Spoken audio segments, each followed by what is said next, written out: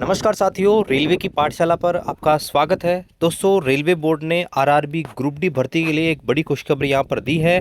जो lower medical candidate वाले छात्र थे उनके लिए यहाँ पर बड़ी खुशखबरी है। उनकी वेटिंग लिस्ट यहाँ पर निकाली जाएगी और उनको या तो उसी जोन में या फिर दूसरे जोन में यहाँ पर जो है उनको ज्वाइनिंग यहाँ पर दी जाएगी।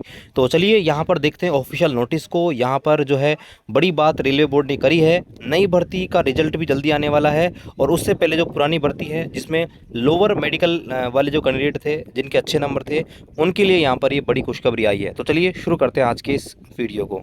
तो यहाँ पर देखिए दोस्तों, ये वो लेटर है जो कि रेलवे भवन रेल मंत्रालय की तरफ से जारी किया गया है 20 मार्च 2026 को। इसको देखिए मैं आपको शॉर्ट में समझा देता हूँ। काफ़ी बड़ा लेटर यहाँ पर बोला गया है। देखिए इसमें क्या बोला गया है। पहली बात तो मैं आपको समझाता हूँ कि ये मामला क्या है पूरा। तो इसमें आप ऐसे समझिए कि दो कैंडिडेट हैं, ठीक है, और एक ए है और एक बी है। ए जो कैंडिडेट है इसके नंबर मान लीजिए कि 90 नंबर है, बी के नंबर 80 नंबर है।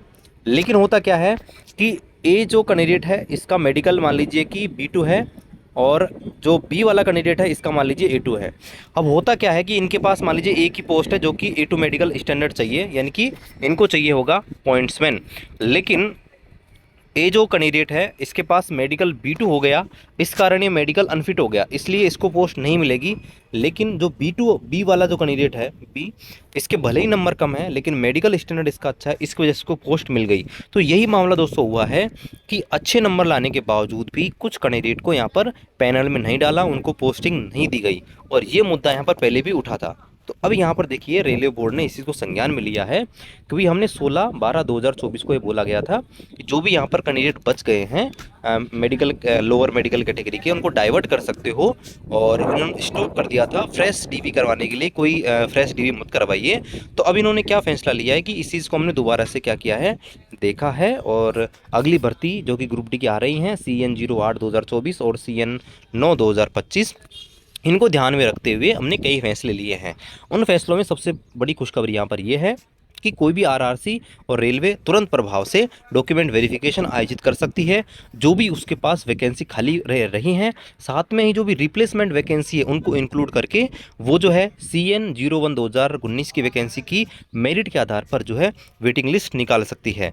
और यहाँ पर जो पैनल जो पिछली भर्ती का जो पैनल है उसको 30/4/2026 तक बढ़ा दिया गया है। इसका मतलब है कि जैसे मान लो पहले कोई कैंडिडेट क्वालिफाई था लेकिन वहाँ पर पोस्ट खाली नहीं थी B2 और C1 मेडिकल स्टैंडर्ड की, लेकिन अगर 30/4/2026 तक कोई अगर रिटायर हो गया है या किसी वजह से अगर पोस्ट खाली हो गई है B2 और C1 की, तो उनको यहाँ पर दे सकते हैं। Those candidate who have already clear the DV, जो कैंडिडेट पहले ही डीवी कंप्लीट कर चुके हैं, ठीक है, ध्यान दीजिए, डीवी तो उनका हो गया था, उन्होंने दोबारा डीवी करवाने की जरूरत नहीं है, ठीक है, लेकिन उनका दोबारा से मेडिकल यहाँ पर करवाया जा सकता है। क्योंकि देखिए ज़्यादा दिन हो गए हैं, हो सकता है 2 साल हो गए हो, 3, ये कब का लेटर है, पहले का लेटर है 2024 का, तो यहाँ पर 1-1.5 साल हो गया है। तो इस दरमियान उनका मेडिकल में कुछ भी दिक्कत आ सकती है, इसलिए जो डीवी ऑलरेडी हो चुका है उनको पैनल में अभी तक नहीं डाला है, तो आप क्या कर सकते हैं, उनका सिर्फ रीमेडिकल करवा सकते हैं। आगे देखिए बताया गया है जो भी यहाँ पर B2 और C1 मेडिकल स्टैंडर्ड वाले कैंडिडेट बच गए हैं, जो भी पैनल में नहीं डाले गए थे B2 और C1 की पोस्ट को एडजस्ट करने के कारण, तो यहाँ पर बताया गया है उनको आप दूसरी आरआरसी को डाइवर्ट कर सकते हैं और वहाँ पर उनकी वैकेंसी को जो है यहाँ पर फुलफिल कर सकते हैं। तो दोस्तों यहाँ पर ये बड़ी खुशखबरी यहाँ पर दी गई है। इन शॉर्ट यहाँ पर सब कुछ यही बोला गया है।